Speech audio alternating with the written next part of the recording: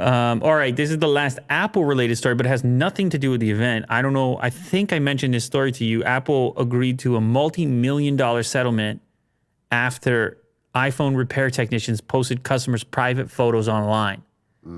This is a pretty wild story, and actually, it's a little bit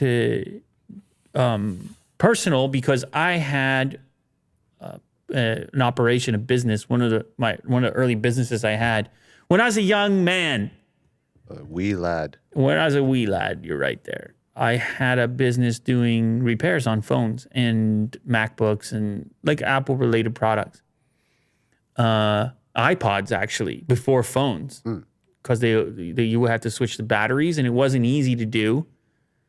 And those batteries would die relatively quickly. And people were like, I spent so much money on this iPod. Am I supposed to throw it in the garbage? And there was no, Apple didn't have an approach for that yet. They do now, obviously, with phones. Yeah. But this was with iPods, and it was like you just bought a new one until people figured out, okay, we can switch these batteries. It just kind of sucks to do it. So we had these little shops pop up. I had one of those shops a billion years ago. So oftentimes, not with iPods, but with people's laptops, there would be like, you would bump into compromising stuff. Like on the desktop, on the desktop. You'd be like, Jesus, you don't want to like wipe the desktop at least before you hand over your laptop from having these, what would you? Compromising images? Compromising doesn't fully encompass what I'm talking about, but I mean. Unsettling? Just personal stuff. Let's just say that things that would typically be kept personal. So, but anyway, with having had that experience and a much more low tech version of it, it was always, what would you say? It was like a sense of responsibility that you'd be like, oh damn, man, this is a really intimate object and Apple has been making such a huge case in the privacy direction, but it's very hard when you have human beings, fallible human beings with their hands on people's private information in the form of repair to control all of that and everything anybody ever does. And that's what happened here. So these technicians had this 21-year-old's iPhone, and on it, she had compromising photos and videos, I believe. And this technician at Pegatron in California, which is Apple's supplier and also the name of the repair facility, but it's officially correlated to them. They took that content off the phone and published it to this 21-year-old's. She's 21 now. This was in 2016. Oh, God. Oh, no. That's even worse. Oh, no. Is that real, though? Wait. The incident occurred in 2016. The 21-year-old college student. She must have been 21 at the time. Okay. You can't be in college if you're 2016. No. Yes. 21 at the time, I'm guessing. She's a college student. She sent the phone to be repaired at wherever Apple had instructed it to be sent. And so it was. And then the technicians posted 10 photos of this customer in various stages of undress.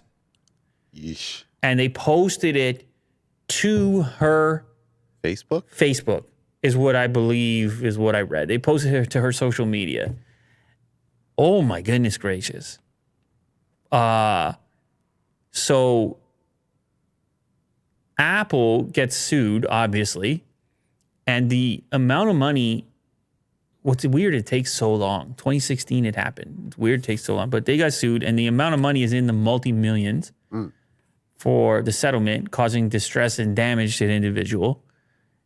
And the funny thing is I'm sitting here thinking, what is the correct punishment here? I don't believe it's criminal, but obviously some pretty significant damage done here.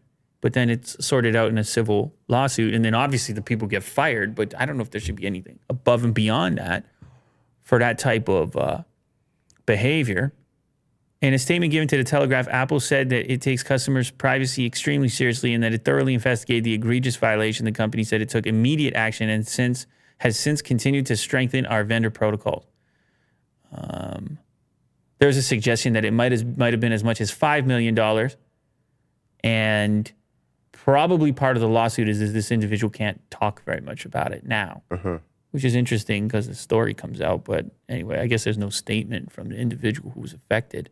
But it is weird trying to put a price on these type of things. Yeah. Is 5 million, It's just weird. you It's know, just what is equate to her suffering and even future, like the potential of, what is the suffering? How do you what it's I mean it is that's the job I guess of the legal system. It happens all the time. They put a dollar value on suffering. But obviously this is a unique case. Apple's a very successful company and a huge target if you happen to have an issue with them. But